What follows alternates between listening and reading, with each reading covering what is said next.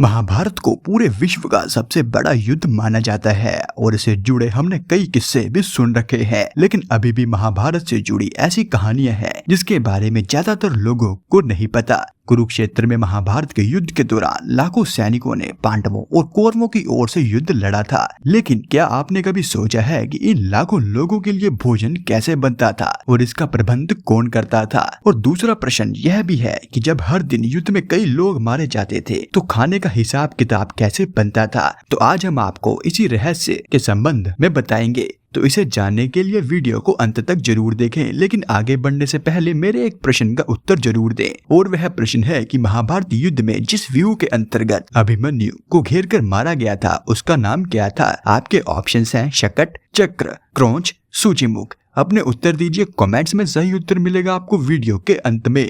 महाभारत युद्ध में कुल 45 लाख से ज्यादा सैनिकों ने कौरवों और पांडवों की ओर से युद्ध किया था। वहीं कौरवों के पास श्री कृष्ण की एक अक्षौहिणी नारायणी सेना मिलाकर 11 अक्षौहिणी सेना थी। दूसरी तरफ पांडवों ने अलग अलग राज्यों से मदद मांगकर 7 अक्षौहिणी सेना एकत्रित की थी। इसी तरह सभी की सेनाओं को मिलाकर 45 लाख से ज्यादा लोगों ने इस युद्ध में भाग लिया था। महाभारत युद्ध के दौरान उडुपी के राजा सभी लोगों के लिए भोजन का प्रबंध करते थे। दरअसल युद्ध से पहले दोनों पक्षों ने दुनिया भर के राजाओं को युद्ध में सम्मिलित होने का संदेश भेजा था। तब सभी राजाओं ने अपने अपने पक्ष तय कर पांडवों की ओर तो कोई कौरवों की ओर से युद्ध में शामिल हो गए थे। लेकिन इस दौरान उडुपी के राजा तय नहीं कर पा रहे थे कि वह किस ओर से युद्ध लड़े, इसीलिए उन्होंने श्री कृष्ण के सामने सभी सेनाओं के लिए भोजन का प्रबंध करने का प्रस्ताव रखा। उन्होंने कहा कि इस युद्ध में कई योद्धा शामिल होंगे, लेकिन उनके भोजन का प्रबंध कैसे होगा, क्योंकि भोजन के बिना तो कोई भी सेना युद्ध नहीं लड़ पाएगी। मैं चाहता हूँ कि दोनों ओर के सैनिकों के लिए भोजन का प्रबंध मैं संभालूं। जिसके बाद ही श्री कृष्ण भी उनके इस प्रस्ताव को मान गए थे। भोजन का प्रबंध होने के बाद भी उडुपी के राजा के लिए सबसे बड़ी विडंबना यह थी कि भोजन की मात्रा को कैसे तय किया जाए, साथ ही प्रतिदिन भोजन किस हिसाब से बनाया जाए। तब उडुपी के राजा इस समस्या को लेकर श्री कृष्ण के पास गए और श्री कृष्ण ने बड़ी आसानी से इसका हल निकाला था। श्री कृष्ण के समाधान के कारण ही 18 दिन चलने वाले इस युद्ध में कभी भी भोजन कम नहीं पड़ा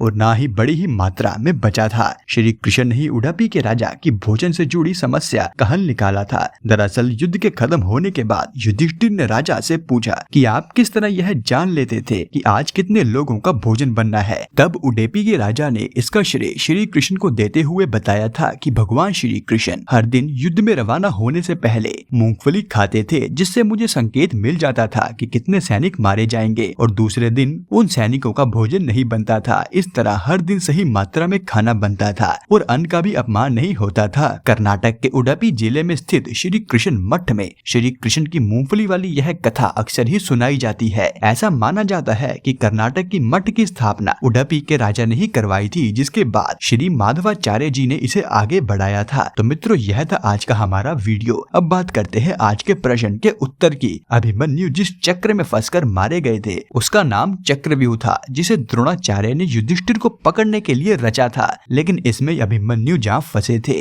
और उनका कई योद्धाओं ने मिलकर वध कर दिया था। तो यह था आज के सवाल का उत्तर, और यह वीडियो देखने के लिए आपका धन्यवाद।